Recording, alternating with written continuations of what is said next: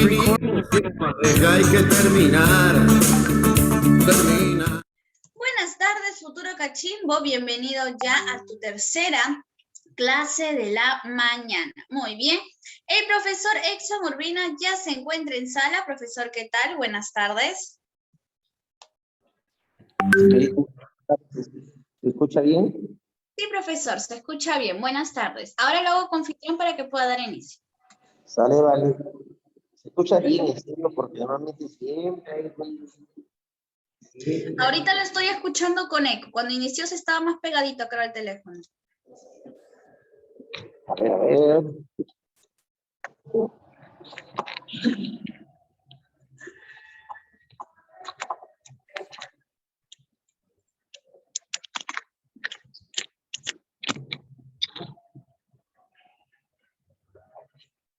¿Y ahora cómo está?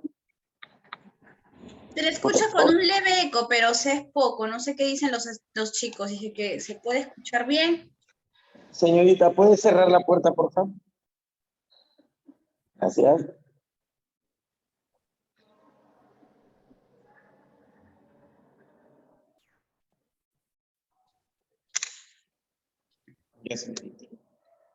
Ya, ahora sí. Creo que solo un poquito de eco se escucha por el espacio, creo que es grande, profesor. Pero por lo demás, la información sí llega. No sé qué dicen los alumnos. Bien. Chicos, coméntenos por aquí. ¿Se escucha bien? ¿Todo claro? ¿Tienen alguna incomodidad? ¿Todo bien? Pueden alzar el dedito arriba, chicos, para saber si es que están escuchando todo bien. Sí se escucha, Miss. Genial, listo, muy bien. Listo, profesor. Entonces sí, puede continuar con la clase. Muchas gracias. Jóvenes, a ver. Ok, Pamela, muchas gracias. Vamos a contextualizar la clase de hoy. A ver. Ya sabes, participa como siempre. ¿Ah? Si más no me equivoco, la que se pasada fue así. Hola, Carlos Jesús, gracias.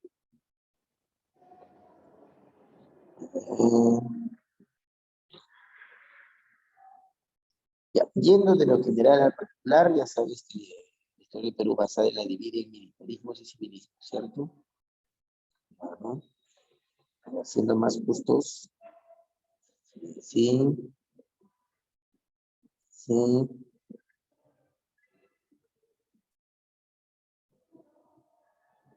Ya.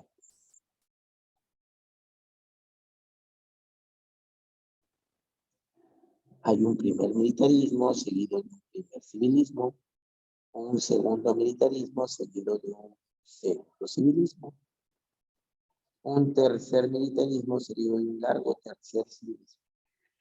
Pero entre el segundo militarismo y el segundo civilismo hay una etapa conocida como a ver qué me dice, qué significa de...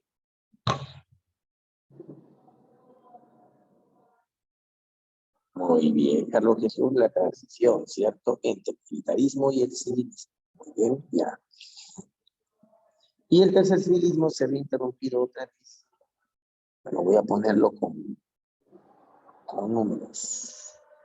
Y el tercer civilismo se había interrumpido otra vez por gobierno militarista. Acá un tercer militarismo, otra vez por aquí y otra vez por acá. Bueno, ¿por dónde estamos ahí? La clase pasada vimos el primer civilismo, ¿cierto? En con Chile.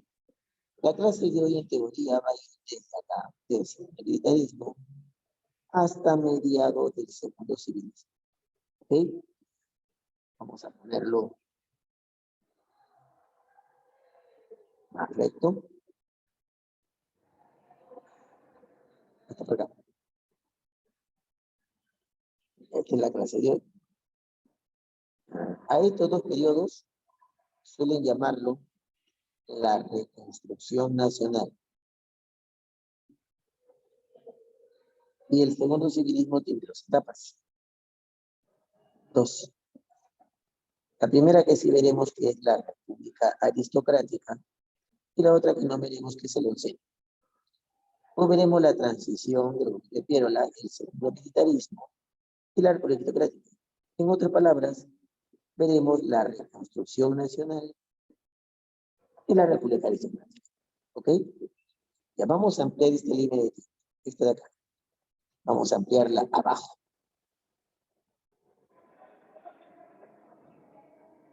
Bien.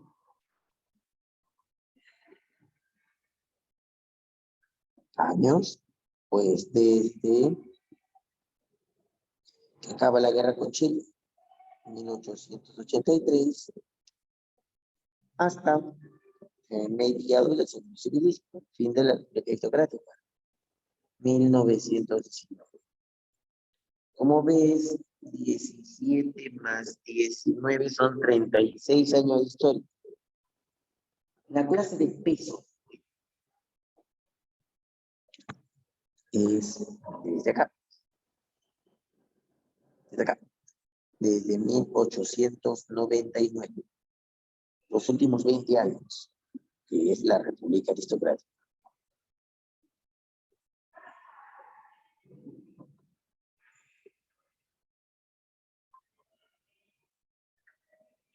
Que tiene sus propias características, pero del 83 al 89 te lo voy a contar con una pizarrita virtual, como antecedente a lo que será la República Aristocrática. Te voy a dar un dato. En algunos textos, en algunos libros, a la transición de Pierola, que va desde 1895 hasta 1899, esta etapa de transición, lo incluyen dentro de República Aristocrática, por si acaso. ¿Ya? Bueno, que no te sorprenda. ¿Qué debo hacer yo, profesor? Ponerlo con la República Aristocrática es un error. ¿Por qué? Porque aquí es el predominio de un partido, el partido civil, el partido civilista. Y Pierola no era de ese partido, era de otro, encima rivales. Así es que no es justo ponerlos con la República Aristocrática o el segundo civilismo. Entonces, es justo ponerlo con este periodo, es que tampoco era militar. Entonces, pues llamarlo la transición, porque eso representó, ¿no?, el tránsito entre militares y el retorno de los civiles. Pero yo me inclino también por llamar así este periodo, al segundo militarismo y a la transición, llamarlo simplemente la reconstrucción nacional. Qué bonito nombre, porque en algo sí se parece. ¿En qué? En que pusieron el hombro de una u otra forma, unos más, unos menos, unos con errores, con aciertos, para salvar al Perú después de la crisis. ¿Listo? Ya quedó claro el contexto de la clase de hoy. Ya te dije algo, que la República Democrática desde aquí, desde 1979 hasta acá, tendremos nuestra diapositiva. Aquí hablaré con una pizarra virtual. Ahorita. ¿Ya quedó claro ese aspecto? Al toque antes de empezar.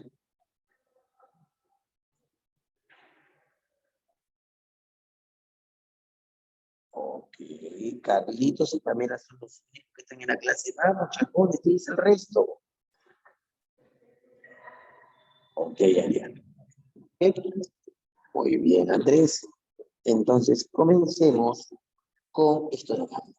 ¿Qué debo saber, profesores? Vamos a ampliar esta línea de tiempo del 83 al 1890. ¿Ok?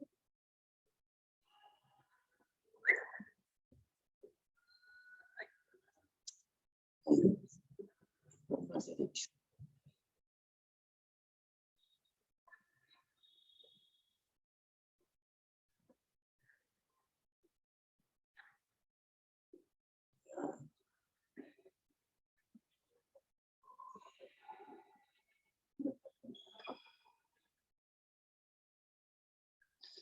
Mira, muchachos.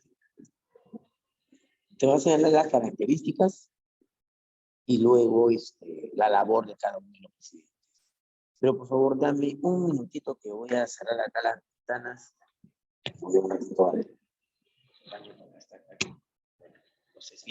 Dame un minutito, por favor. No voy a pagar nada, ni el audio ni nada.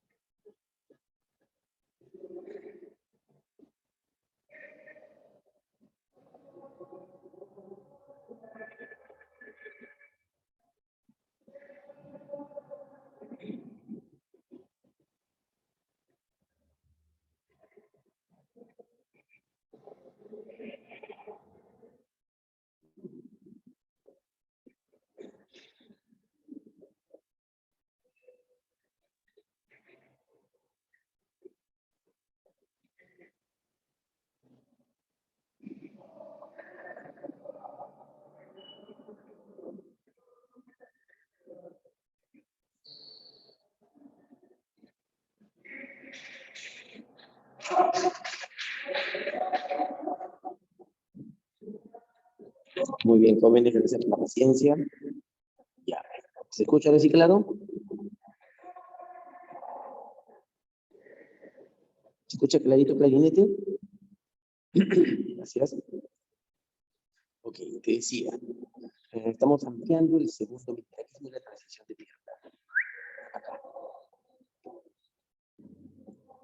Esto es justo después de la guerra con Chile. Paseo lo llama el militarismo de la derrota,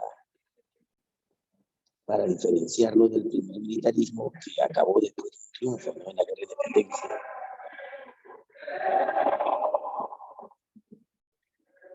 Ya. Cuando se da el cambio, en 1895. ¿Cómo ocurrió? Primero debes saber características de este periodo. Podemos tomarlo en conjunto. No hay una diferencia específica o algo que amerite a lo sumo dividirnos. Primero, en todo este periodo, nuestra dependencia de la iglesia aceptó. Fue la mayor de todas. Hemos tenido un tiempo donde dependimos de los españoles, sobre todo cuando éramos colonia. Luego un tiempo donde dependimos de capital inglés. Buen tiempo, ¿no? Hasta Leguía. Y desde Leguía hasta la fecha, hemos dependido del capital norteamericano y luego del mundo globalizado.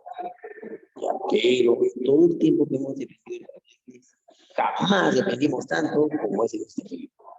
Así que podemos decir, se acentúa, abajo, ¿de acuerdo? Acá. Se acentúa nuestra dependencia de la iglesia.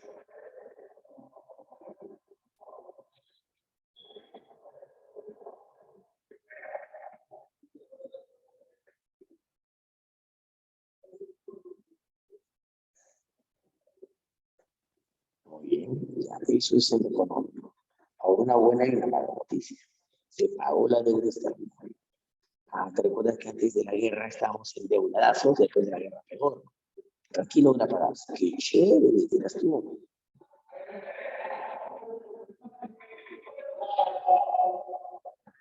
Pero fue un costo alucinante. ¿Qué costo? Por la firma del contrato. Otra vez entender cuál fue el costo. Luego empezó a vivirse. ¿Te acuerdas que vivíamos antes de la guerra? Pues empezó a vivir de recursos, ¿no? Como el guano, como el salitre. Aquí se sigue viviendo recursos, pero a la vez se aprendió algo, se aprendió una lección valiosa.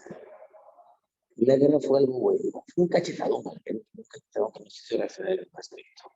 Mira, empezó a existir un nuevos recursos, empiezan a dominar la economía peruana. ¿Qué recursos? El caucho, por ejemplo, el petróleo que se procesa en esta época, el caucho, el petróleo, el oro.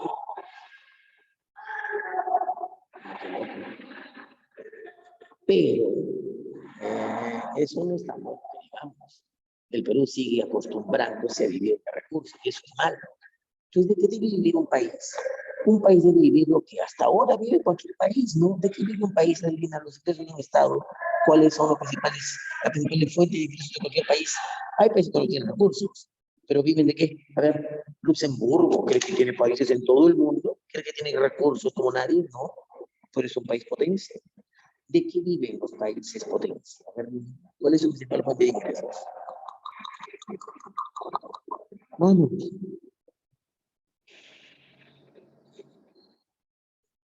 claro, pues de los impuestos de su gente.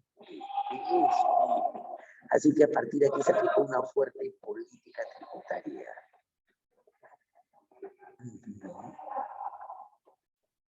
Ya todo lo que te he contado es en el plan de futuro. Si vamos al plano político, también hay cambios. Así, a ver, las políticas de este periodo surgen nuevos partidos. Dime, antes de este segundo militarismo solamente había un partido, se había fundado un partido. ¿Cuál? Dime qué partido.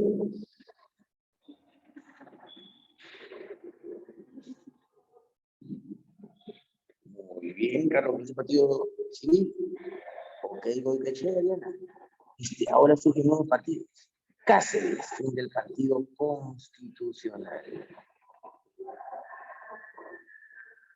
Piérola funda el Partido Demócrata.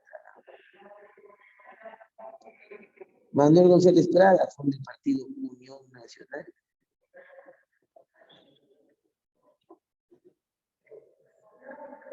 ¿Qué te parece? Eso es lo político. Y obvio, algo más en lo político, el retorno de los militares al poder. ¿Por qué? No es porque ellos estén con mucho prestigio como en el primer militarismo. Recuerda que fue la derrota, ellos vinieron después de la guerra. En cambio, el primer militarismo vino después de unas guerras triunfantes, la guerra de independencia, y ellos también perdieron. Entonces, ¿por qué retornar al poder? El retorno al militar es obedeció a que los civiles que gobernaron antes fueron los verdaderos responsables de la guerra, ¿no? La gente los responsabilizó de la derrota. Ah, retorno militares al poder. Y en el plano social, altas convulsiones sociales. Por eso vino esa protestas, convulsiones sociales, porque no querían seguir cobrando el tributo que ellos reaperturaron. Y también fue contra el laboralismo, el abuso de los propietarios tradicionales.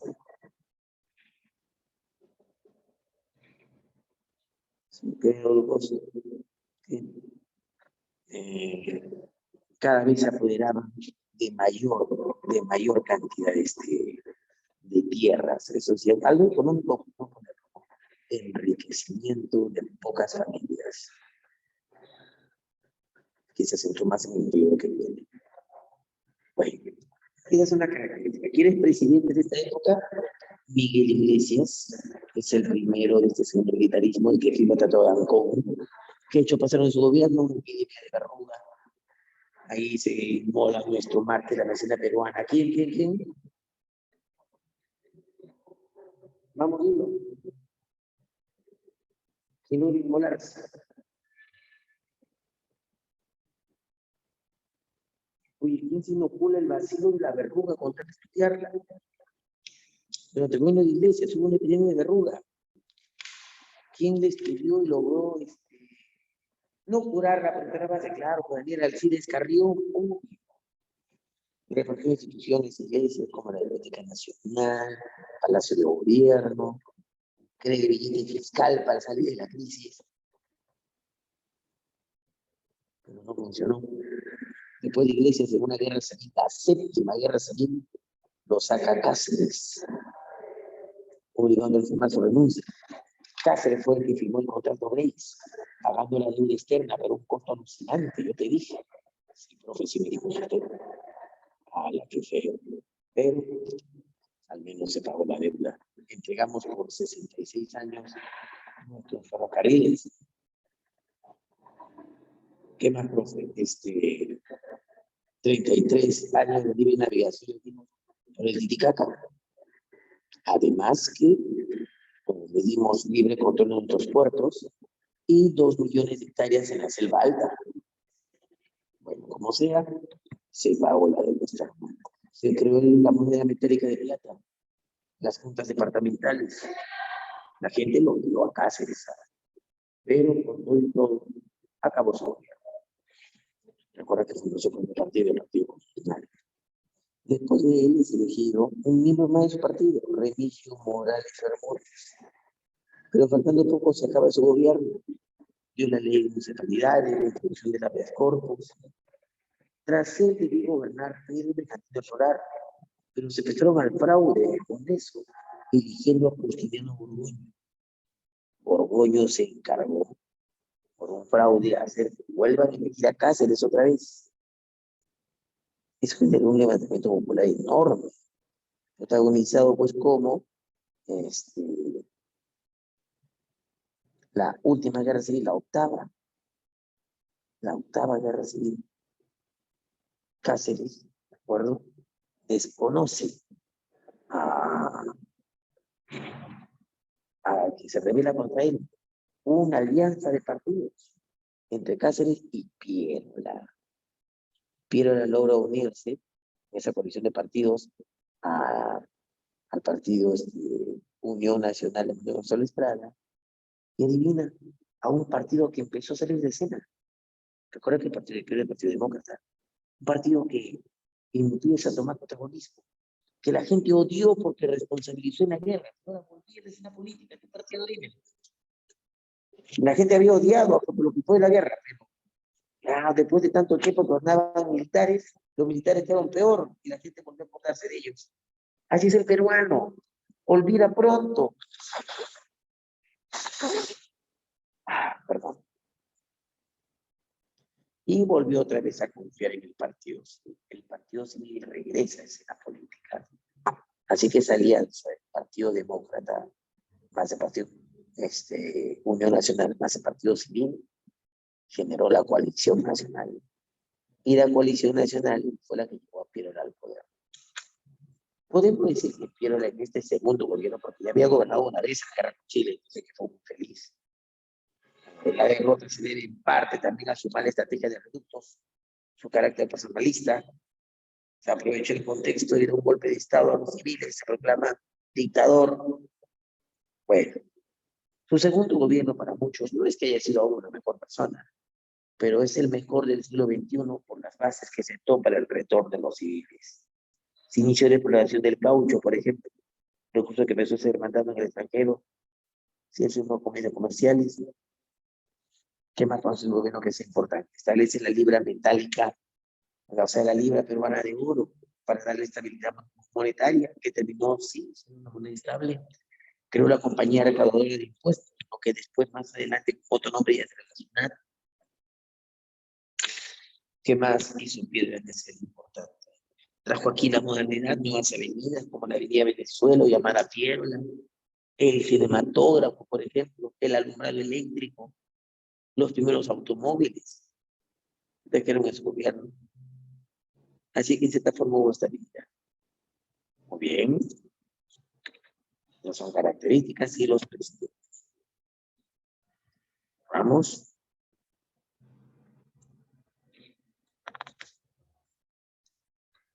Dejemos de compartir. Y ahora vamos con los diálogos. Para ver qué después de Piedra que siguió. ¿De acuerdo? La república aristocrática. Estate atento a lo que veas. Compartir. Ya, me olvidé otra cosa. Sí, sí, sí. Para que entiendas la república aristocrática mejor, debes entender estos datos. ¿De acuerdo? Escucha y escucha bien. Si este es el plebiscito, ¿de acuerdo? El plebiscito de ese entonces, desde 1899 hasta 1919, debes saber que algo pasaba. Esta es la capital. Era una ciudad que no tenía más de 20.000, 30.000 habitantes, por si acaso. ¿Qué ciudad es? Habla. Escribe que yo te leo.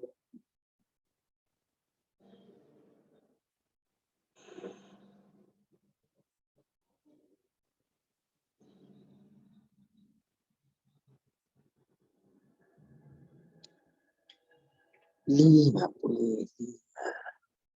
Mira qué ciudades había.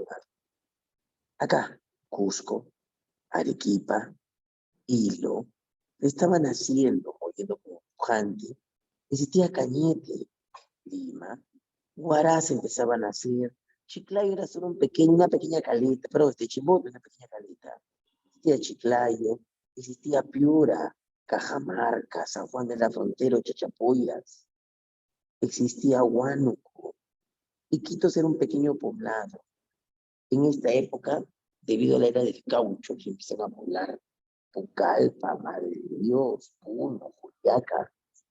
Todos los puntos que ves son zonas urbanas, ciudades, pero el resto que no ves punteado, la parte que ves blanca, son zonas rurales. ¿Dónde crees que vivía más gente? Escribe que te leo. Urbanas. Muy bien, pero es urbana. No, Michelle, la zona rural era más grande. Era más grande. ¿Sí? El 90% del territorio era rural. Solo un 10% era urbana. Pero en este 10% que era urbana, vivía más o menos el 30% de la población vivían ahí concentradas. El 70% de la población era rural. A eso me refiero. El 70% de la población en el Perú era rural, pero en esas ciudades está más concentrada gente urbana, el 30%. Dime, en el sector rural, ¿qué gente vivía? ¿Dedicada a qué? ¿Cómo lo llamarías?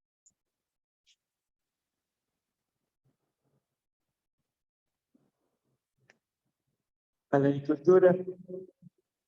¿Qué eran? Eran indígenas, eran campesinos, ¿sí o no? Claro, sin voz, ni voto, ni derecho. Ujú.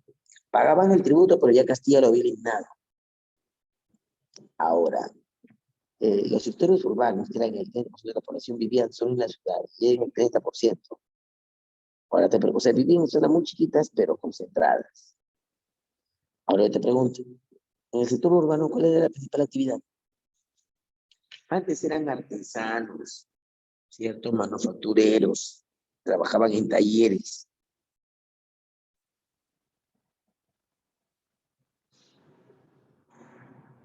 Nada.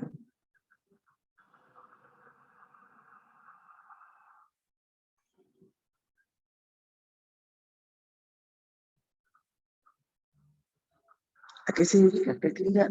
En la ciudad. Escribe que yo te leo.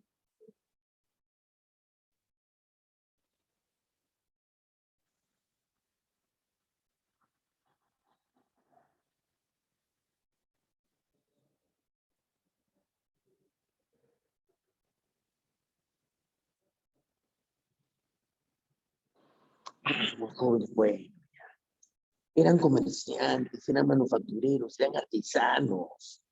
Pero en esta época llegan los industriales a invertir, no toda la industria, pero llegan extranjeros a invertir en agroexportación, algunas pequeñas fábricas, invertir en minería. Y estos urbanos trabajan en eso. Porque estos inversionistas requieren gente capacitada, gente que al menos sepa leer y escribir. Y no todos sabían, en el campesino ni a balas, pero de ellos algunos. El Estado entonces, que quiere fomentar inversión, se ve obligado a fundar en estas provincias escuelas. El Estado toma en sus manos la educación, como en el Parque de Valle, cada municipio se encargaba. Ahora el Estado empieza a hacer escuelas. ¿Sabías? Claro, no son escuelas, pero universidades, institutos técnicos. Era formar aquí a la clase urbana, a los artesanos, convertirlos en clase preparada para que trabajen. Pero igual eran explotados. ¿Cómo se llama esa clase obrera me dijiste que trabaja? ¿La clase obrera que nace en esta época?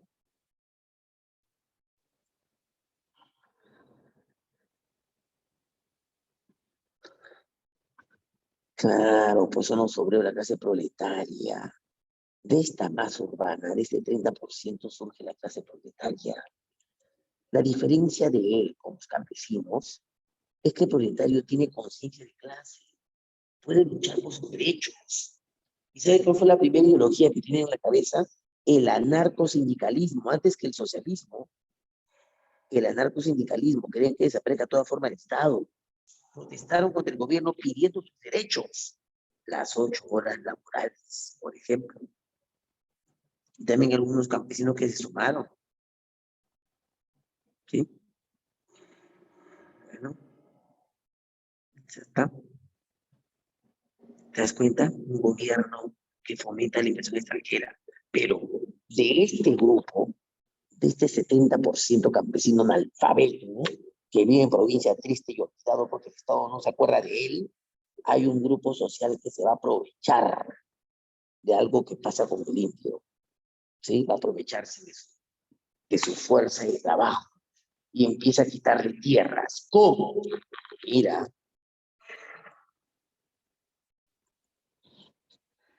¿tú qué sabes geografía? ¿Qué es esto? Montaña, montaña, montaña, montaña, montaña, montaña, montaña, montaña, montaña, montaña.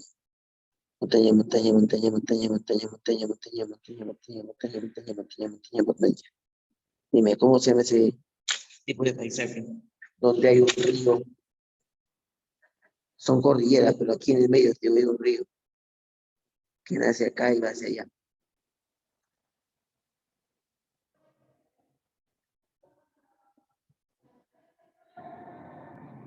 Alguien que me diga, Cordillera de los Andes es esto, no Cordillera de los Andes, esto. Esto es interesante. ¿Cómo se llama este valle que está entre dos cordilleras en el Ande?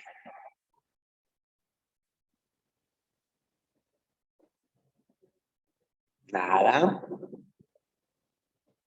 Muy bien, neta. Muy bien, Andrés. Es un valle interandino. Ya, adivina cómo era antes. Esto viene porque los incas. Todo este valle interandino vivía una comunidad de incas, una comunidad técnica, colócate. Bien, y en la Constitución había un vacío legal. La primera Constitución fueron casi un calco, una copia de lo que hacían otros países. La primera Constitución que hemos tenido, la que encuentra vigencia normal, empezó como te digo, este país interandino, las personas que viven ahí, incluidos los incas, empezaban a tener una forma comunal que era un vacío en la Constitución. La Constitución, copiando modelos extranjeros, se había establecido que existía la propiedad privada, se reconocía la propiedad privada, no se reconocía la propiedad colectiva de la tierra. Y es que el campesino siempre trabajaba en común con otros campesinos para trabajar la tierra.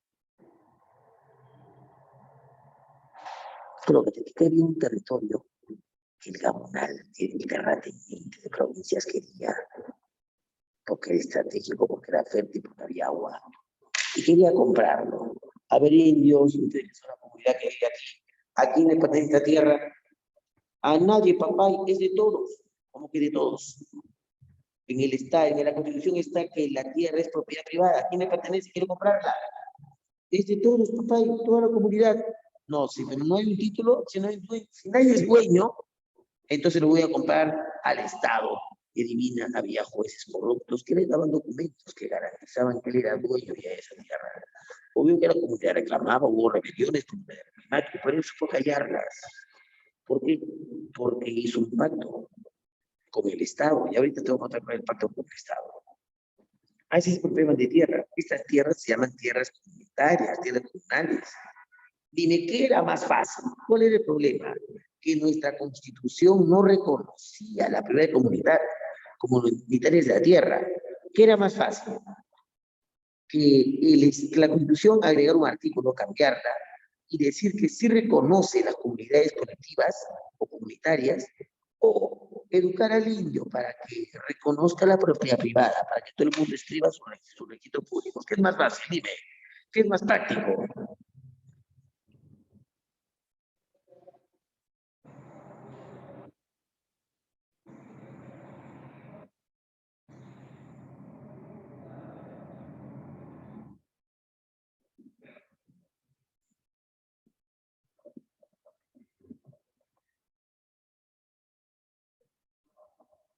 Poner la Constitución, reconocer, claro, es más fácil. ¿Pero qué querían? Que el indio se adecue. ¿Te das cuenta? ¿Por qué lo hicieron? Para entender al gamonal, porque había un pacto entre ellos. Y es que es el secreto que va a ser ahorita en la diapositiva. Este aristócrata, ¿quiénes eran ellos? Los que dirigían el país. Esta república aristocrática era un gobierno de pocas familias, pocas, pocas dirigiendo este país, un grupo de no más de 20, 30 familias que tenían en sus manos el gobierno. ¿Cómo? Porque eran los fundadores del Partido Civil. En esta época gobernó el Partido Civil. Y ellos eran sus miembros. Las decisiones no se tomaban en el Palacio de Gobierno, se tomaban en las reuniones que ellos tenían, en sus casas, en sus clubs. Algunos se reunían, adivina, su lugar favorito era el Palace Concert. Y eso es donde queda, en el actual Girón de la Unión. De ahí tomaban su chocolate caliente y otras bebidas que eran recontrafichas para ellos, ¿de acuerdo? En ese momento pues era sinónimo de distinción, ¿de acuerdo? Olvidándose de la gran mayoría, ellos no se juntaban con la chusma, ¿entiendes? Eran de la élite. Ah, la profe, sí. Entonces, podemos decir que en toda esta época las mayorías son olvidadas. Y que esta élite plutócrata gobernó para los intereses y no los intereses de todo el país. Tuvo aliados para que esto se lograra. Ellos dieron apariencia de buen gobierno. ¿Cómo se puede lograr eso? Fomentando las inversiones, por ejemplo. Ya. Entonces, sin más preámbulo, vamos de acuerdo con las diapositivas. ¿Quedó claro el contexto, jovencitos jovenzuelos? ¿Quedó claro el contexto? Sí. Bien, entonces, empecemos. Vamos a compartir pantallita. Comenzar ahora. La verdad, pueden participar, pueden activar sus audios porque quiero que participen. Si nadie se demore, por su culpa. Activen sus audios. ¿Pueden activar sus audios, sí o no?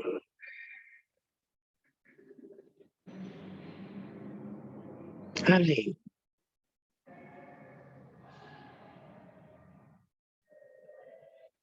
Sí.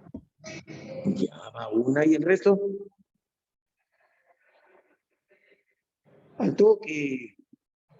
Cuando haga preguntas, no se queden callados. Eso nos demora un montón. ¿No? Igual acabo a las 12 en punto. Así que ya saben. Bueno, a ver, más facilita, te dije. Los archivos. Pablo. HP.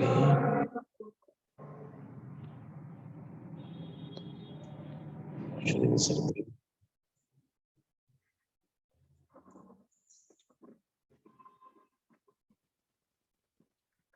Esto es.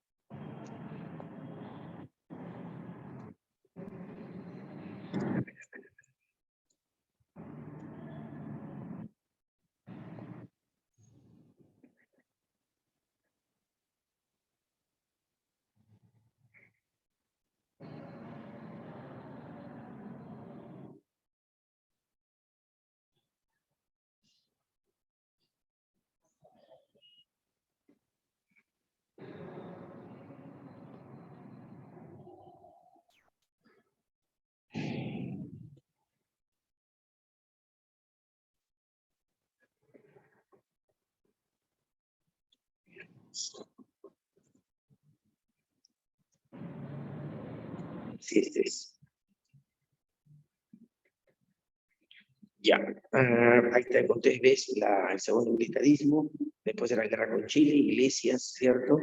Le sigue Cáceres, que lo saca como golpe de Estado, asume el Miguel de Bermúdez, después de él se presta un fraude Justiniano Borgoño y es reelegido Cáceres. Pero la gente se opone a una coalición de partidos y Piedra termina sacándolo, ¿no? Iniciándose la transición. Pero fue el tránsito entre los militares y el retorno de los civiles, el famoso segundo civilismo que tiene dos etapas. La República Aristocrática que va del 99 hasta 1919 y el oncenio que va del 19 hasta el 30. Bueno, empecemos con la República Aristocrática. Y como te dije, vamos a ir con sus características. Características políticas. En lo político, como te dije, hay un predominio de una élite oligárquica civilista, los miembros del partido civil. Mira, son oligarcas porque son ricos y poderosos con su billete. En cambio, un aristócrata es aquel que vive como noble. No es un noble que está prohibido por constitución, pero se siente noble, viste como un caballero inglés, un típico gentleman, ¿de acuerdo? Sube y baja de automóviles de jóvenes, entonces pues sí parecidos a los carruajes. Familias muy exclusivas y específicas, reunidos en lugares fichos y exclusivos, no se mezclan con la chusma, ¿me entiendes? No. Las decisiones las toman ellos, con los ministros se reúnen en sus casas, clubs, o con el mismo presidente, hacen roche, y toman decisiones. El país lo dirigen ellos. Familias como los Larco, los Irigoyen, los Barreda, los Pardo, los Prado, los Romaña, ¿de acuerdo? en fin, los Gildemeister, diversos grupos familiares, algunos extranjeras, otros peruanos de hace tiempo, pero son los descendientes de los textos nativos del Guano. ¿Sí? ¿A qué se dedican? Bueno, muchos de ellos son agroexportadores de un negocio bacán, muy lindo, en la exportación de caña de azúcar y algodón. Son dueños de grandes extensiones de terreno, sobre todo en la costa norte. Algunos de ellos son banqueros, ¿de acuerdo? Recuerda que desde la propiedad falaz, aquí se fundan los bancos. Con Piérola, por ejemplo, se formó el Banco de Perú y Londres, el Banco de la Providencia fue el primero. Casas comerciales, algunos con esos talleres textiles, o pequeñas minas, o medianas minas en la sierra. Pero también que extranjeros vinieron, ¿de acuerdo? Ya. Esta élite plutócrata dirigía, como te digo, eso en lo político. Ya. ¿Qué más? Mira, esta élite que gobernaba el país lo hacía en alianza con los sectores. Este dibujito de este gentleman peruano es el representante de este grupo aristócrata civilista, un oligarca civilista, como quiere. Ya sabes, oligarca es rico con su plata, aristócrata es un pata que se cree noble. Mira, ellos eran ricos, pero se creían nobles, no te digo por las características que tenían. Así que Basadre no se equivoca en llamar a este periodo la República Aristocrática, que bien pudo llamarla la República Oligárquica, pero como se la daban de aristócratas, pues está bien el nombre. ¿Quiénes eran sus aliados? El terrateniente, latifundista, pero serrano, el de la sierra, el que tenía tierras en la Sierra Sur. Vamos a llamarlo Gamonal. Ese nombre se lo da Mariatti más adelante. Llámalo terrateniente serrano, latifundista, como quieras, pero Gamonal es su mejor nombre. Este personaje, ¿de acuerdo? Era no tan rico como ellos, por si acaso, pero tenía tierras y explotaba a los indios, ya vas a ver cómo, con el sistema de llanaconaje, ¿de acuerdo? Haciéndolos trabajar gratis en sus tierras. Y el otro grupo que fue cómplice de estos grupos civilistas, otro sector con el cual se aliaron, fue el capital extranjero, sobre todo el capital inglés, ¿no? Que ya dominaba la economía desde el segundo militarismo, desde antes, desde la independencia, que no prestaron plata, hacían inversiones aquí. Pero lo interesante es que en esta época empieza a hacer su ingreso el capital norteamericano. El capital hace su ingreso. Aún no desplaza todavía de la economía predominante al capital inglés, pero ya hace su ingreso en la economía peruana. ¿Cuál era el pacto que había entre los civilistas y los gamonales? Básicamente era este. El civilista está en el poder, está en el gobierno, dirige el país. Él hace leyes. Pues bien, haría leyes o no haría leyes para perjudicar al gamonal. ¿De acuerdo? Haría leyes que lo beneficiaran o simplemente no haría ninguna ley que lo perjudicara. A cambio de que el gamonal se encargue de reprimir cualquier tipo de rebeliones, de indios, de protestas en provincias. Eso era su misión. No vaya a ser que ocurra lo mismo que en México. En México no ocurrió eso. Estos terratenientes más bien tenían bronca a los que estaban en el poder y organizaron guerrillas como Emiliano Zapata, Pancho Villa, Doroteo Arango, Álvaro Obregón. Fueron especies de terratenientes serranos. No se llamaban gamonales, pero eran suerte lo mismo. Más bien ellos iban en contra del gobierno, se levantaron en contra de ellos. Aquí no, una alianza, fueron más listos, una alianza entre ellos. Ya sabes, gamonal, no quiero problemas en provincias, tú encárgate, y yo no daré leyes que te perjudiquen. Por eso que el gamonal siguió haciendo de la suya, ya te dije, ¿no? Apropiándose de tierras de los indios, con ese vacío legal que había en la Constitución. Él era por cuenta del Estado en provincias, era el poder ejecutivo, legislativo y judicial. Ejecutivo porque no había leyes que lo perjudicaran. Legislativo porque no había congreso que diera leyes para los indígenas. Era poder judicial porque compraba jueces a su antojo. Y cada vez que compraba una tierra había leyes que lo amparaban. A la que feo. ¿Y cuál era el trato de este civilista con el capital norteamericano? ¿Qué trato había entre ellos? Pues el civilista se la pondría fácil para su inversión, cobrándole impuestos, pero impuestos no tan altos, facilitándole que extraiga nuestros recursos, ¿de acuerdo? Poniéndosela fácil para la inversión. A cambio, ¿de acuerdo?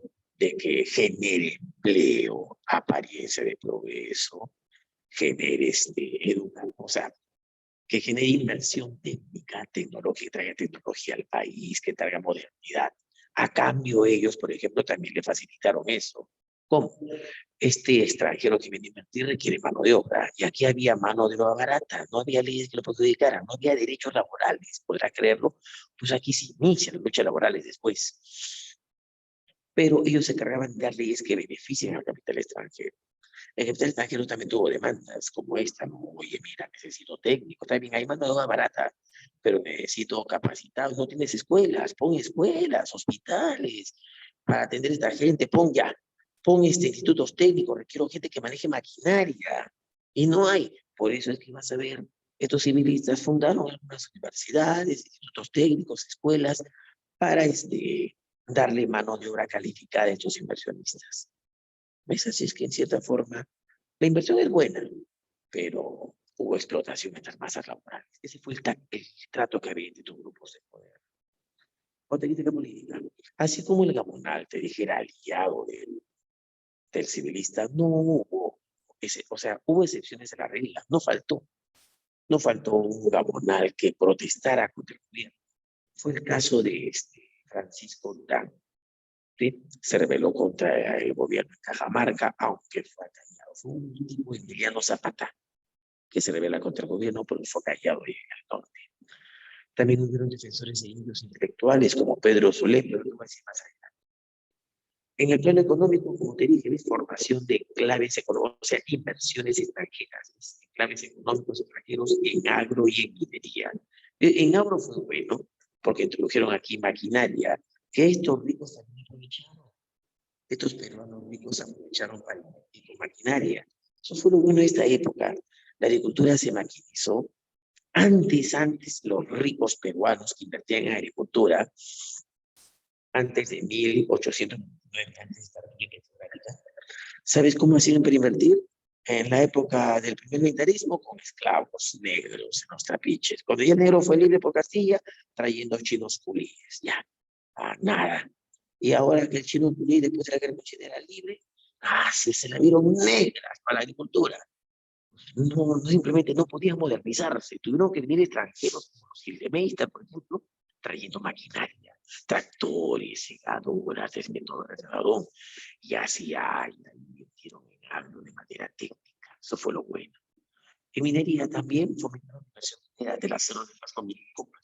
La minería estuvo olvidada en el Perú después de la independencia, porque recuerda que la mano de obra era el indígena con la mitad minera.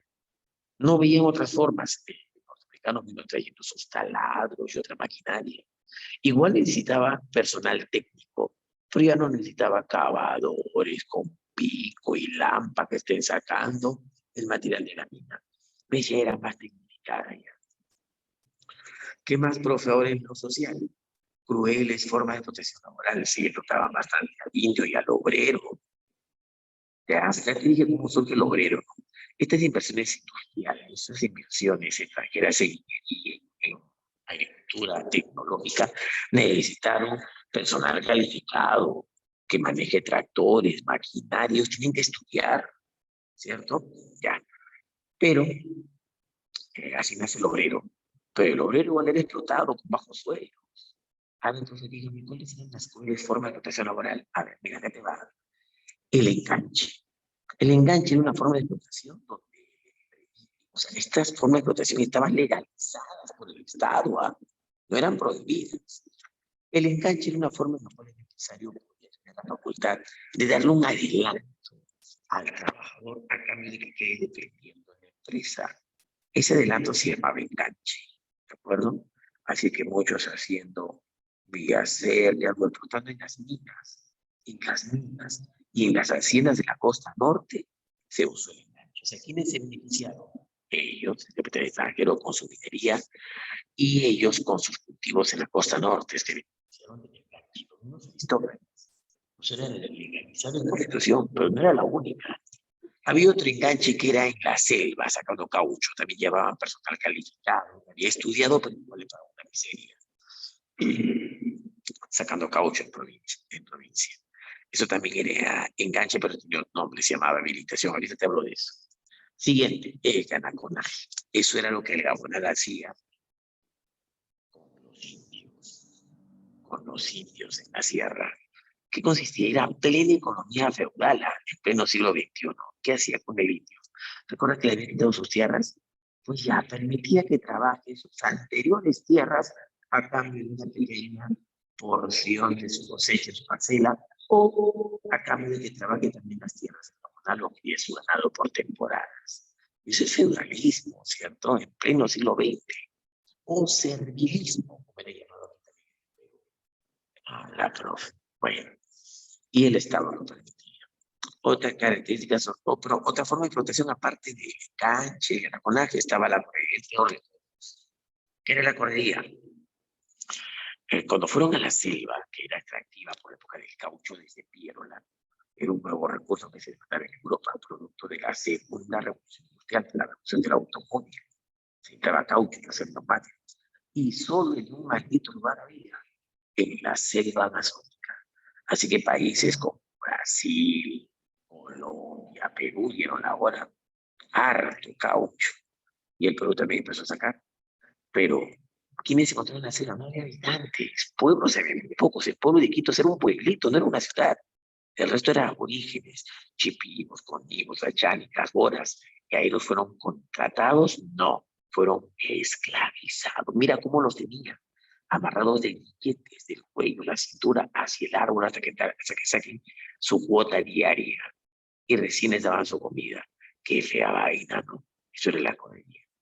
Y ya te dije que era la limitación. Era el enganche, pero pagado a los trabajadores ahí en la selva. Qué fea vaina. Siguiente, inicio de las luchas obreras y estudiantiles. Luchas obreras. Los estudiantes no eran tontos, pues si el obrero era explotado, el estudiante se dice, ¿para qué demonios estudio? ¿Para qué me esfuerzo tanto? ¿Para salir y me paguen menos?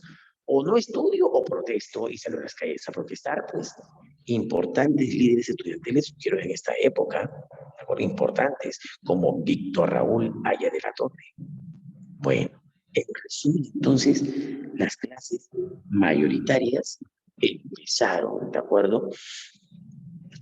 A luchar por sus derechos porque eran explotadas. Mira, exclusión social de las mayorías populares. Mira, todos ellos han estudiado en algún momento. Han pasado por universidades populares o institutos técnicos. Y mira cómo están trabajando.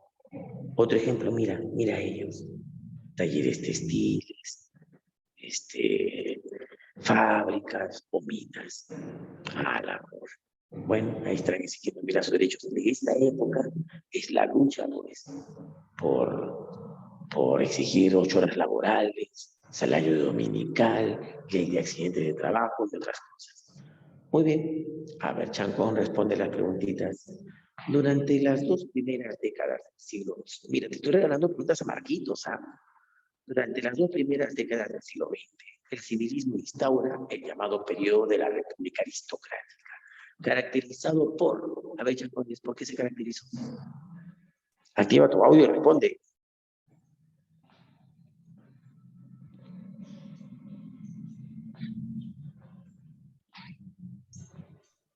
Por el predominio de un pequeño grupo de propietarios industriales. Ya, pero espérate. Es un pequeño grupo de propietarios, pero el dominio de este pequeño grupo, más que industriales, eran, te dije, agroexportadores, ¿no? De caña de azúcar, de algodón, más que industriales. Hay una mejor respuesta. Lee bien todo.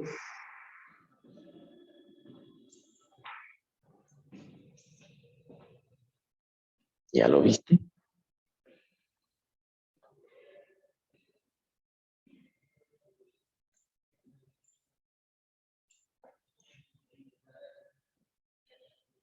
Está fácil.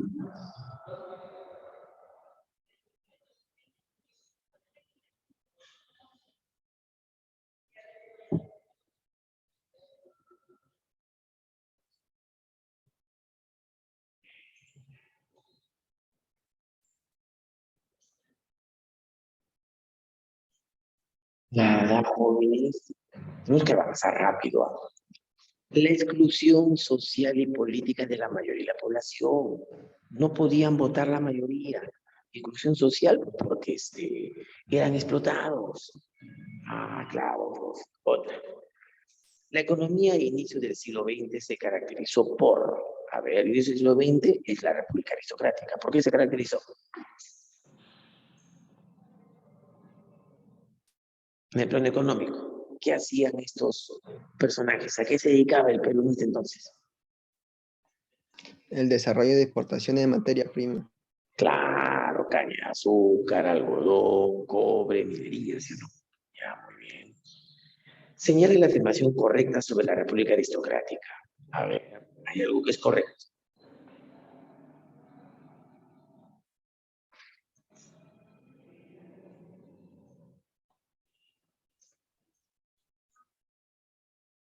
Vamos.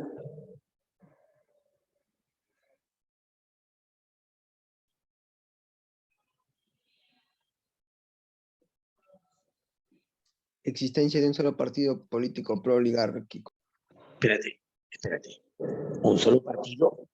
Es cierto que era el partido predominante, el civil, pero ya desde el periodo anterior, segundo militarismo, ya nacieron otros partidos. El Partido Demócrata de Piérola, el Partido Nacional, ya había otros partidos, no era el único. Dependencia del capital británico. Claro, aún depende del capital británico, capital inglés. Ya hace su ingreso poco a poco el capital norteamericano también, pero aún dependemos más del capital británico. Muy bien. Y ahora vamos con los gobiernos, rapidito y sus obras, ¿ok? Eduardo López de Romaña, como puedes ver, culminó su gobierno. Primer presidente de la República Democrática, primer presidente del siglo XX también. ¿Cuáles son sus obras, profe? Importantes, al menos las que debe enterarme. Se continuó la exploración del Amazonas, que se inició con Piérola durante la transición, ¿cierto? También se funda la Cerro de Pasco Mining Company, una empresa norteamericana, la primera de los norteamericanos. Llega y se instala allá en Cerro de Pasco para extraer cobre, una empresa minera. Es una transnacional, por si acaso. Se funda el diario La Prensa, Pedro de Osma fue el diario La Prensa. Era un diario pro-aristócrata, o sea, pro-oligárquico. No es que era patero de ellos, uno se elogiaba, qué guapos son, qué lindos son. No, sino que publica las obras de los aristócratas, el fomento de empleo, la inversión de los extranjeros, pro-oligárquico. Total, Pedro de Osma estaba muy vinculado a ellos. Se promueve el Código de Aguas y Minería para favorecer justo la inversión extranjera, el Código de Minería. Se las ponía fácil. Y el Código de Aguas también para favorecer la inversión extranjera, que traiga su maquinaria. Y ellos también. Fue para tener más tierras o acceso al agua. ¿Al agua? ¿Cómo está eso? ¿Sabes algo de geografía? ¿Cómo son? Ay, no parece que estás. Ya te fuiste abajo. Ya. ¿Cómo son los valles de la costa del Chacones? Así son más o menos. Estoy equivocado. A ver. Ya. Así son más o menos, ¿sí o no? Aquí viene el río, llega acá y empieza a abrirse. ¿Qué forma tienen? A ver, dime, ¿qué forma tienen? Ay, no. ¿Qué forma tienen?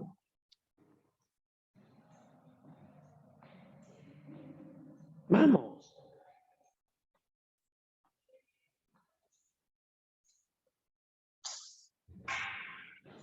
Nada.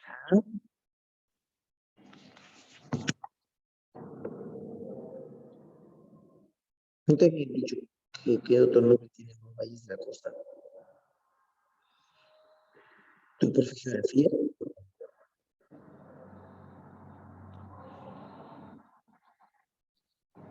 ¿Qué se parece esto?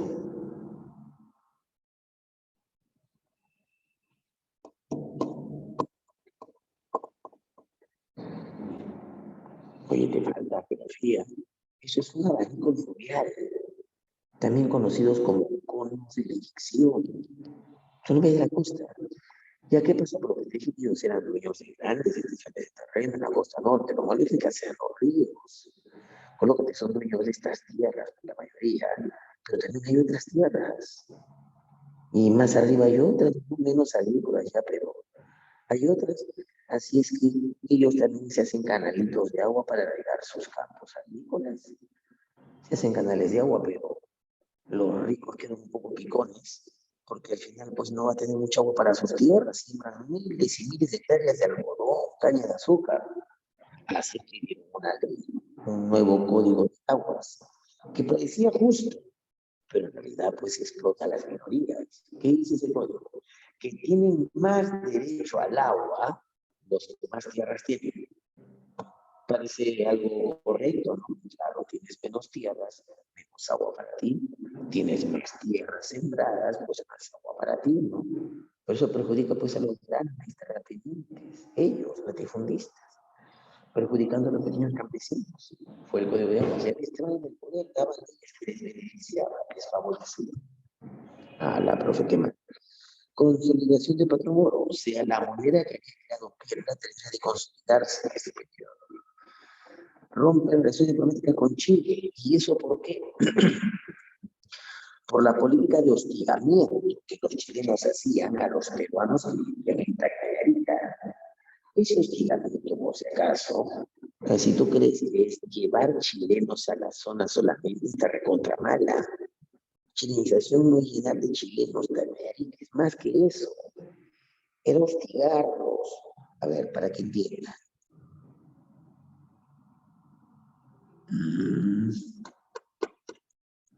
Ya. El llevar chilenos en hay un pasaje de Norteamérica. Llevar chilenos para acaparar de acuerdo a las zonas libres, como algunos pasajes, algunas zonas de parques o de recreación, ahí vivían los chilenos. Otra, los negocios. Si tú tenías una bodeguita, un pequeño taller, se cerraba. Las bodegas, talleres y otros negocios solo le pertenecían a chilenos. No podían poner negocios peruanos. Qué feo de que vas a vivir. Otra forma de hostigarlo en los colegios. En los colegios se prohibía dictar historia o geografía chilena. Solo historia y geografía, pero se prohibía dictar historia y geografía peruana. Solo historia y geografía chilena, nada más se permitía. Cantar el himno chileno, prohibido cantar el himno peruano.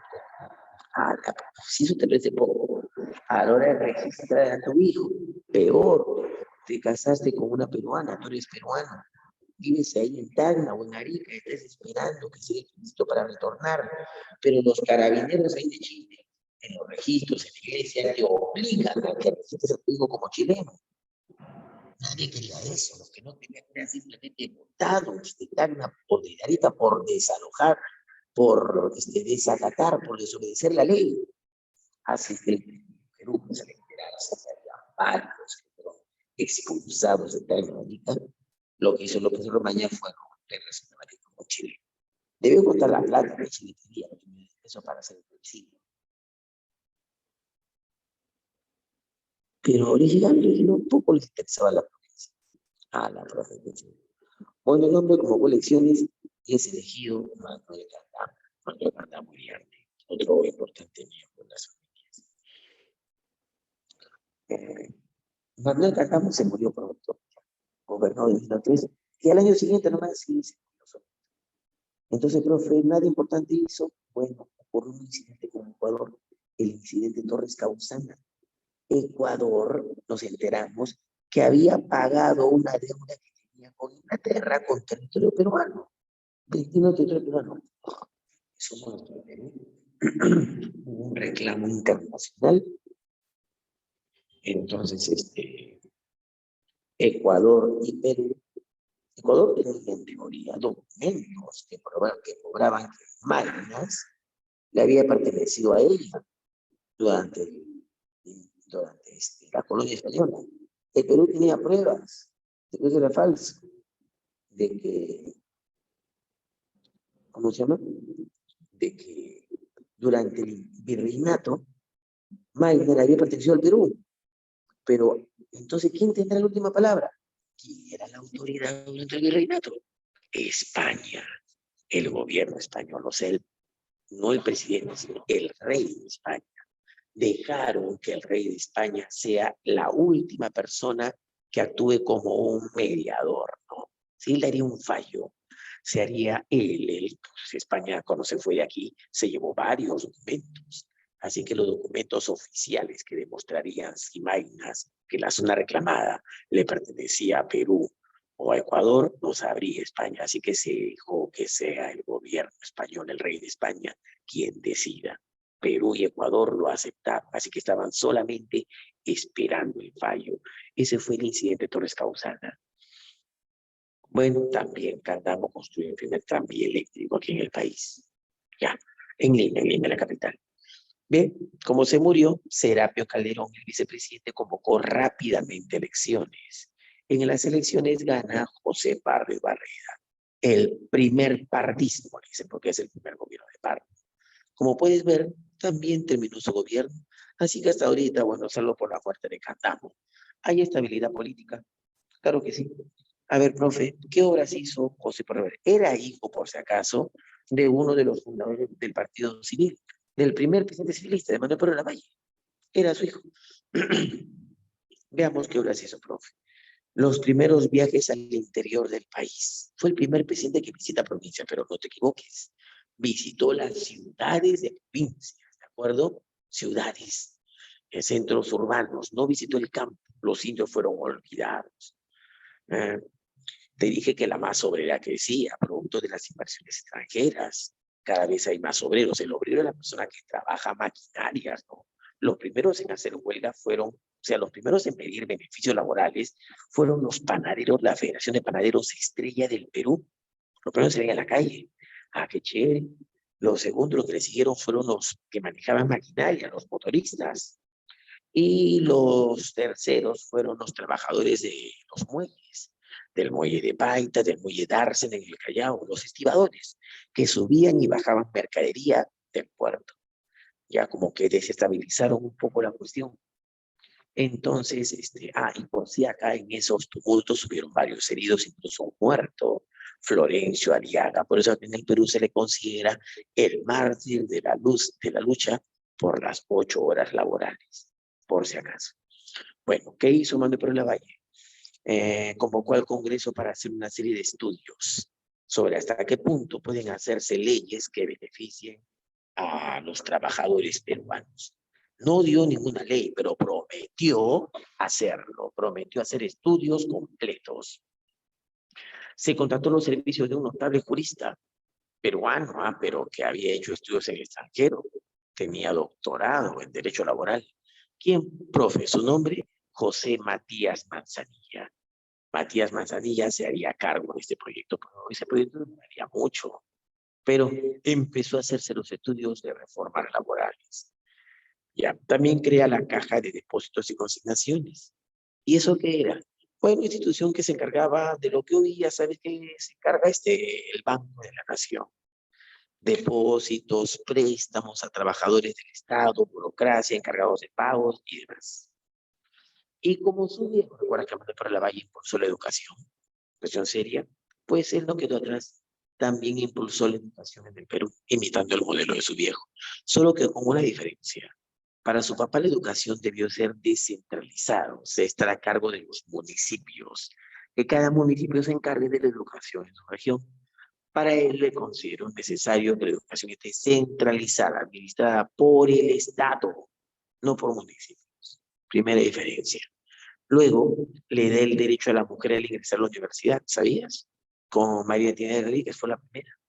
Creó la Escuela Normal de Varones, una escuela que preparara profesores, lo que hoy es un instituto técnico, por si acaso.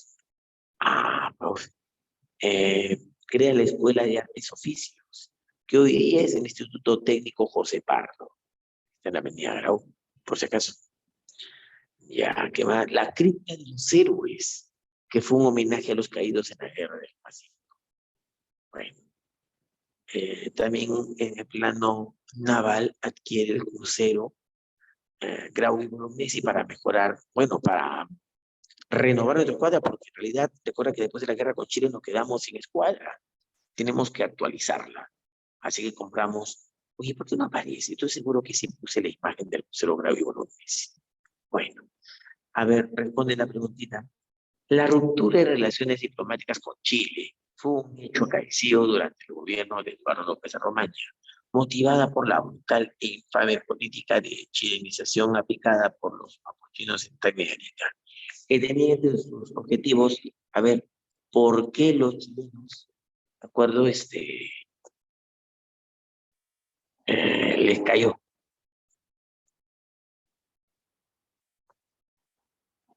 Dime, ¿por qué los chilenos hostigaban a los peruanos en Tanganyika? ¿Qué querían?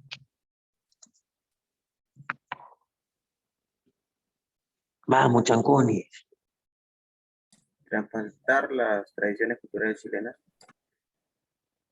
La acción cultural, o sea, querían que en Tanganyika se coman platos chilenos, querían que en Tanganyika se baile tradición chilena, más que eso, algo más, querían algo práctico y rápido.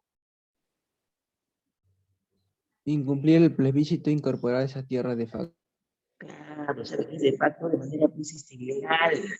Tenía que hacer un plebiscito, pero para eso que nunca se realice. ¿Cómo? Hostigando al chileno para que, a los peruanos, perdón, para que se largue de Tanganyika. Es que sí, eso. Ya. El primer partido se caracterizó porque su gestión le dio un notable impulso. ¿A qué sector? ¿Por qué fácil? ¿Por qué viejo? No fácil. ¿A qué sector le dio impulso?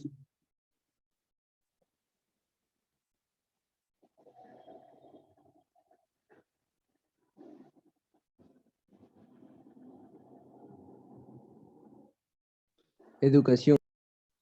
Claro, no te demora. Educación, pues. Mira, una San Marquitos, la reducción de la jornada laboral a 8 horas de trabajo fue reclamada primeramente por quienes fueron los primeros en reclamar las 8 horas laborales. Los primeros serían que ellas reclamar 8 horas de trabajo. Los paneros de Lima de 1901. A ver, espérate. La huelga de panaderos fue del gobierno de José Pardo Barrera.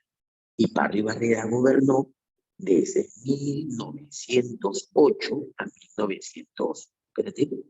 No. Desde 1904 a 1908. Y los paneros de Lima 1901 fue de 1904 a 1908.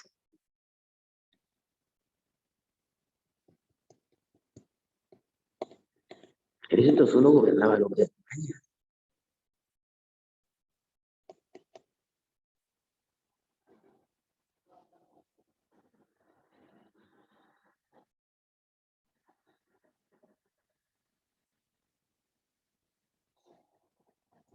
Vamos, ya porque te dije la respuesta. Tiene razón, fueron los panaderos, pero no fue 1901. La Sociedad de Panaderos Estella de Perú en 1901. Claro, pues mira, ahí está. En 1901 gobernaba el hombre de España. En cambio, la primera huelga fue de panaderos, en el gobierno de Pardo. ¿Ya ves? Ah, claro. Presidente de la República durante los años 1899 y 1903. En el inicio del siglo, estoy leyendo, durante su gobierno se hizo exploraciones en la selva, introduce militares públicas, construyó la obra de la Revolución Amazónica y la Nacional. Fue el primer presidente del siglo XX. Esto anterior se refiere a... Eduardo López Romaño. Claro, pues qué fácil. Ya tenemos eso. Ya, a ver, vamos nosotros. A ver. Leía. 1908-1912. Mira, Leguía durante un desconocido en política había sido ministro de Hacienda del gobierno de José Pardo. Ha sido conocido, dio notables cuentas, creció en economía, tanto así que el gobierno civilista le ofreció ser la nuevo rostro de su partido. ¿Qué te parece? Llegó a acumular cierta fortuna, se compró tierras ahí en Granites, que era lo máximo. Y ahora se postuló la presidencia como cabeza del partido civil. Él no había sido parte del partido, pero ahora lo era. Sí, la hizo linda. ¿Qué tal fue su gobierno? Mira, su gobierno no perjudicó a los civilistas. Sin embargo, deben saber que él tuvo una actitud personalista. ¿Te recuerdas que te dije que las decisiones no se tomaban generalmente en palacio, sino en unas reuniones exclusivas en la casa de estos ricachones o en unos clubs donde los ministros del presidente y a veces el presidente se reunían con las cabezas de estas familias para tomar decisiones, y a Leguía le llegó igualmente eso. Él tomaba sus propias decisiones con sus ministros. Decisiones que a la larga no perjudicaron a esta jerarquía, pero les molestó. Les molestó muchísimo que Leguía no les consultara. Por eso, vas a ver, acabando su gobierno más en 1912, lo sacaron del partido. Ya no sería ya ni más sería del partido, por si acaso. Eso te cuento como anécdota para que sepas que después. Bueno, durante su gobierno hubo una rebelión, una insurrección pierolista. ¿Sí? El hermano de Pierola y su sobrino, ¿de acuerdo? Te hablo de Carlos e Isaías Pierola, no Nicolás. Se rebelaron contra el presidente, lo quisieron obligarlo a renunciar, pero nunca aceptó. Desde Palacio, luego lo sacaron a la plaza, lo trasladaron al Congreso y nada, a las afueras del Congreso, firma, no firmo, dijo. Un tiroteo de la gendarmería, la policía y los conspiradores. Al final la policía lo rescata. Por eso ese 29 de mayo de 1909 es conocido como el Día del Carácter. Fue celebrado así. Bastante tiempo hasta que Sánchez lo elimina. Bueno, profe, te dije que los titileros de tarde fueron los primeros en convocar al primer paro o huelga general en Lima. No solo titileros, varios trabajadores pararon labores. Antes solamente los polleros, los panaderos habían parado labores, ahora todos en la capital, convocados por los titileros de tarde. Eso no me da alegría. Bueno, también los obreros fundaron un periódico de protesta. Ese diario fundado por los obreros fue por un líder obrero sindicalizado, uno de los primeros, su nombre, Delfín Levano, fundador del diario La Protesta, que el cual también escribirá María que más adelante. Leguía, para evitar tanta revuelta social, por fin da una ley que beneficia a los obreros. Fue la primera ley promulgada por un presidente para que los obreros. ¿Cuál profe? Ley de accidentes de trabajo. Ya. Problemas limítrofes. Te dije que fue el único presidente que tuvo limítrofes con todo el mundo. Así, ¿no me crees? Mira. Empecemos con Ecuador. Mira, ese es el territorio del mapa que somos Ecuador era azul. Eso le había vendido territorios a Inglaterra. Adivina, el fallo del rey de España por fin salió, Alfonso XIII. Pero todavía no se pronunciaba. Y al parecer en Ecuador, el embajador colombiano en el Ecuador le pasó el talán al presidente de su país. Y el presidente se entera, al parecer, que el fallo del rey Alfonso XIII saldría a favor del Perú. Entonces el rey de España, el rey de Ecuador, estoy hablando del rey, el presidente de Ecuador hábilmente desconoció antes de que salga el fallo. No estamos de acuerdo. Pero estaba mal, habían quedado en algo, ¿de acuerdo? Igual el rey no terminó su procesamiento porque España dijo no reconocerlo. Casi se van al conflicto, pero menos mal no llegó a tanto. El segundo país con el que estuvo tensión de conflicto y llegaron a un combate fue Colombia. ¿Por qué? Porque empresarios peruanos denunciaron a tropas peruanas que empresarios caucheros colombianos estaban sacando caucho del territorio peruano, de la región del Caquetá. Así es que Leguía envía a un general para poner orden. Y adivinan a qué general le envió. Un general que se volvió famoso. Su nombre, Oscar Raimundo Benavides. ¿Sí? Benavides triunfó en el combate fluvial, su combate barco, el combate fluvial de la Tendera. Y eso es con Colombia. Con Chile hubo un problema. ¿Te recuerdas que Pardo mandó construir la cripta de los héroes? Pues bien, Ernesto Porras, ministro de Relaciones Exteriores de Leguía, se negó a aceptar una corona que Chile envió la cripta de los héroes. Se enteró de la cripta y envió una corona de bronce con un mensaje en homenaje a los caídos de la guerra en el Pacífico. Pero lo tomó como una burla, porque los héroes del Pacífico justamente cayeron por culpa de ellos, porque cayeron por sus balas. Es como, Danita, colócate. ¿Tú aceptarías que, no sé, tu violador te envíe un año después de la violación una carta de disculpas? Claro, de disculpas por el incidente, que está arrepentido o algo. Dime, Danita, ¿lo aceptarías la carta un año después de la violación y el ofrecimiento de disculpas? con un ramo de flores todavía. ¿Aceptarías?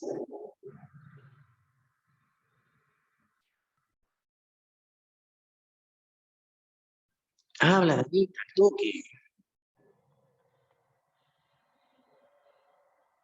O si te parece que los chilenos dicen que era solo un ofrecimiento de disculpas, nada más. Un homenaje a los caídos en la guerra. O está bien la actitud de Porras, la actitud del presidente, porque el presidente lo apoyó a Porras. Rechazaron la corona de Chile.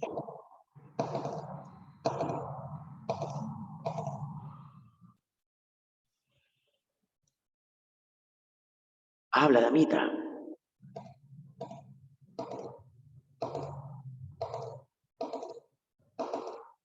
¿Nada? Uy, uy, qué mala. ¿Lo estás pensando? ¿Quién va a aceptar eso? Bueno, este fue el asunto con Chile. ¿Con cuántos países nos falta? ¿Cuántos países ya han tenido problemas?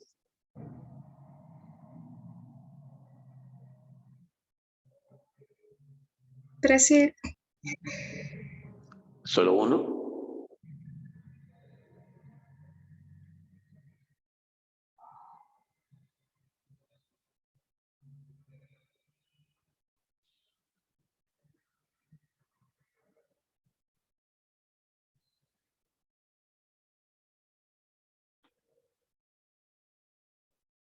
¿En serio? Nos faltan dos.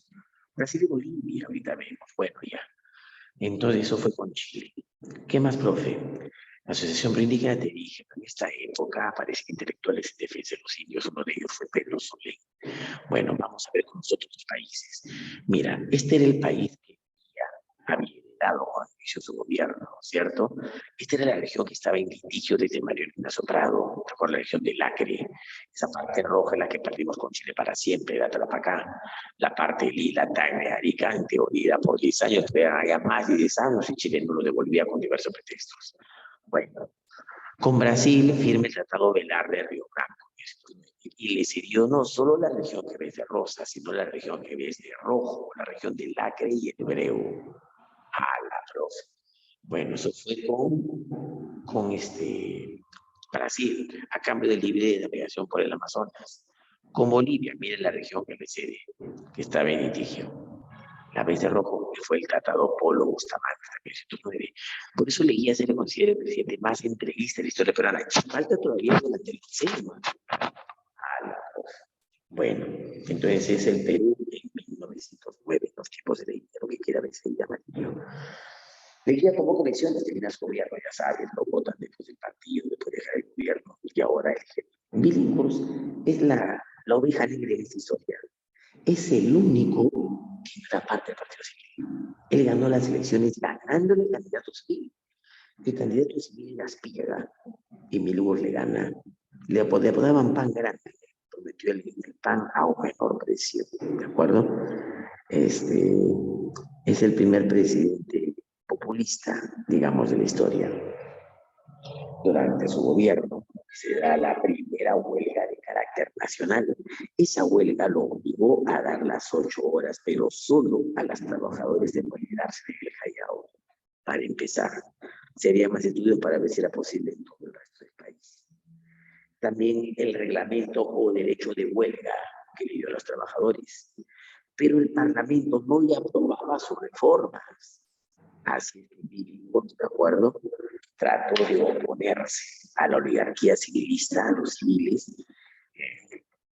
disolverlo, intentó disolverlo. Eso fue el pretexto de los civilistas para sacarlo del poder. Sumado a otra cosa, lo acusaron de armar a la población, de estar armando a la población para hacer una rebeldía, tipo la Revolución Cubana, lo cual era falso. Bueno, Benavides le da un golpe de Estado, lo saca. A ver, ¿dónde llamó? El primer gobierno de Augusto Pinochet tuvo que afrontar la peor crisis internacional al que el Perú tuvo que afrontar con otros vecinos. Y estuvimos a punto de tener confrontación bélica con muchos de nuestros países vecinos, entendiéndose ello debido a los arreglos climáticos.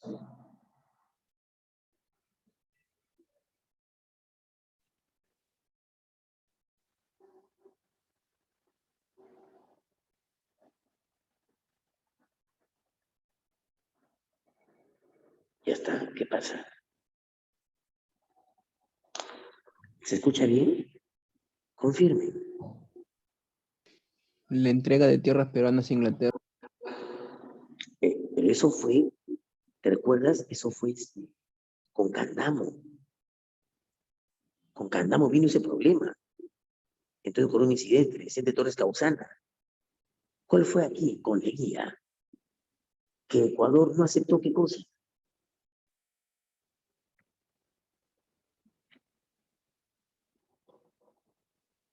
El fallo arbitral del rey de España. Claro, chicos, claro.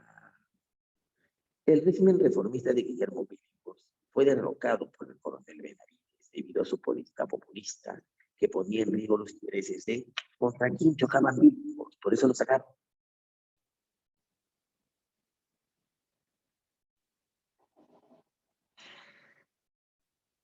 Chacones.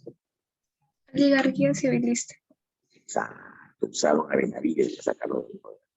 Una de las más importantes medidas aplicadas por Billinghurst a favor del proletariado sindicalizado fue otorgar 8 horas aquí. Aquí le dio las 8 horas de trabajo. A todos los peruanos, aquí.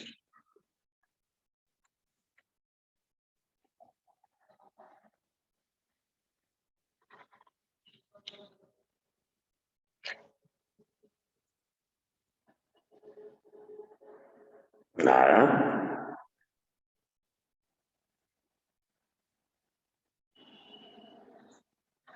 Aquí le dio las 8 horas. A todo el Perú, no. Aquí le dio primero.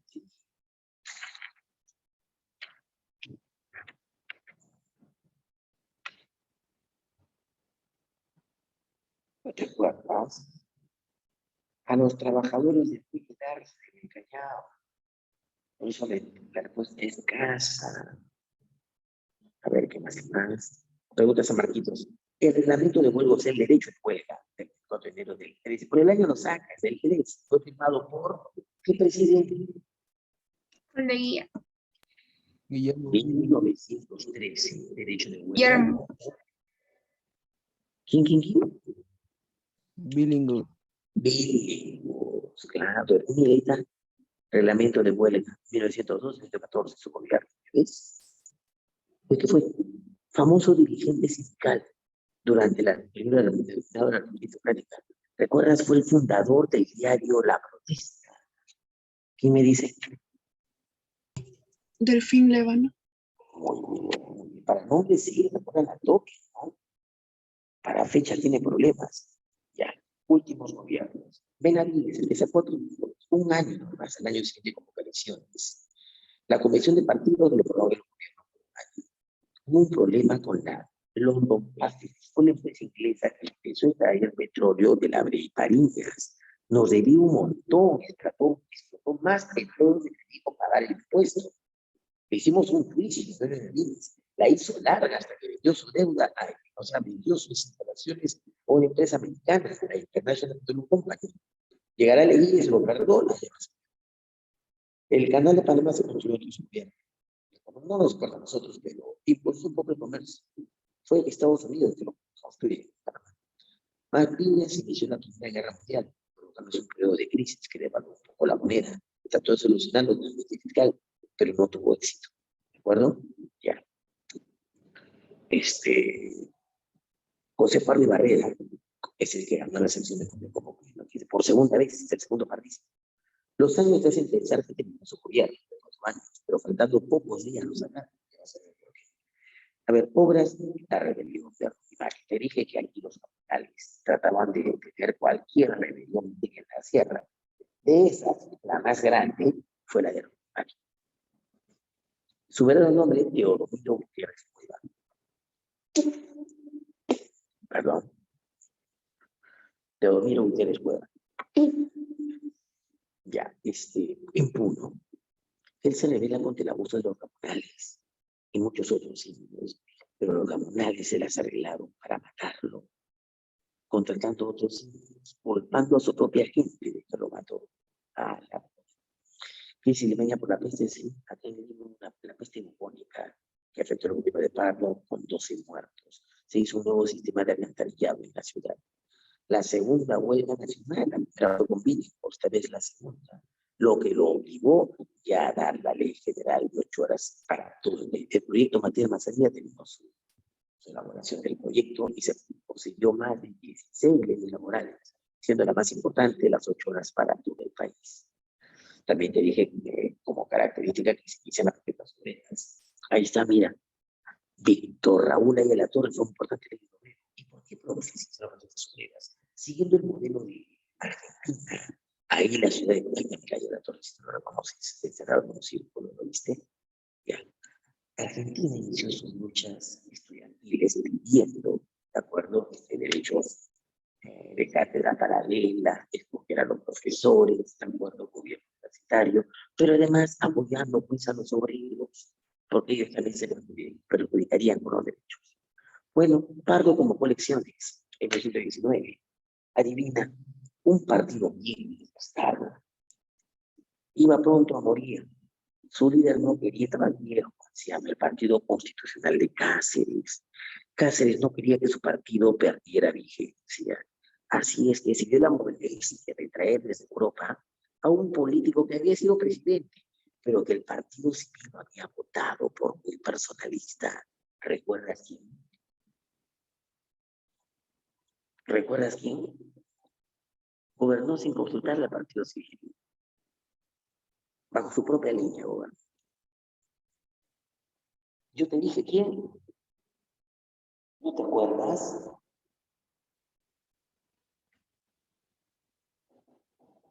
¿En serio? Gobernó de 1908 a 1912.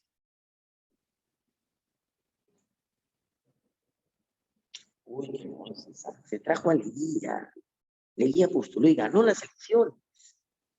Pero faltando pocos días, un consejo electoral, no existía una elecciones, un consejo electoral dice que se contaron más los votos y que hubo mesas donde hay votos inválidos. Uy, Leguía sabía que era una trampa de los civilistas que no lo querían ver.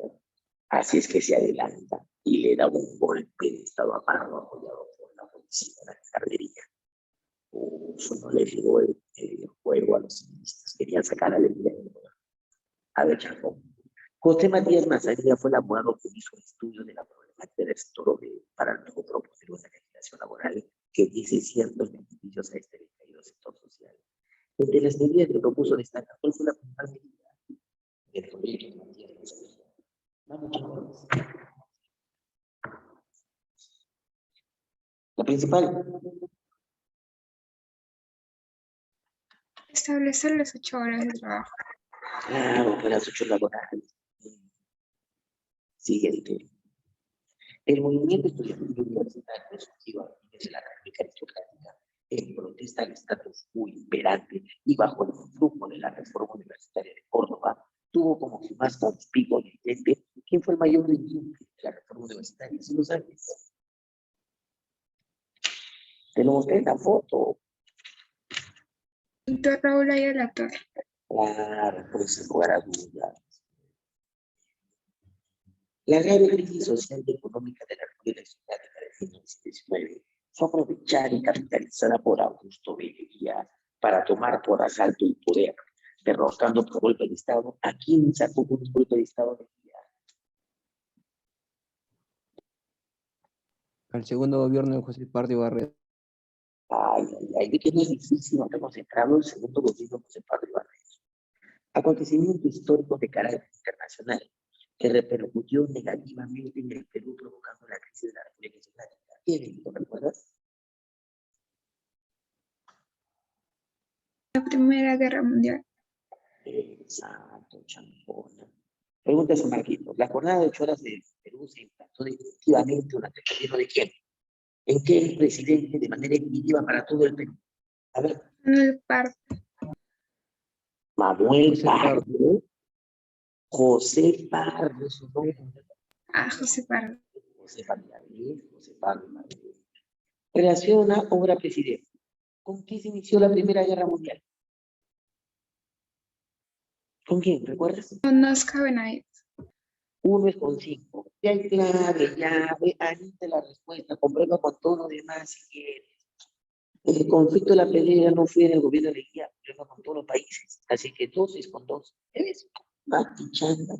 Pero pues tener la democrática. Presidente Román, Cantamo, no tuviese la totalidad. Pardo, Leguía, Píligos, Benavides, y luego Pardo por su cabeza. Y ahí viene la opción de Leguía, que venimos a la clase. Colorín colorado. Entonces acabado. Oye, pues, ¿qué pasa? ¿Por qué? Ya dejamos de compartir. Pero que vamos, muchachos. Estudien, no sean vagos. Cuídense, nos vemos. Sean buenas personas. Recen, no sean satanazis. Recen a reconciliarse con Dios. Y repasen mucho. También a ustedes, muchas gracias. Chao, Carlos Jesús.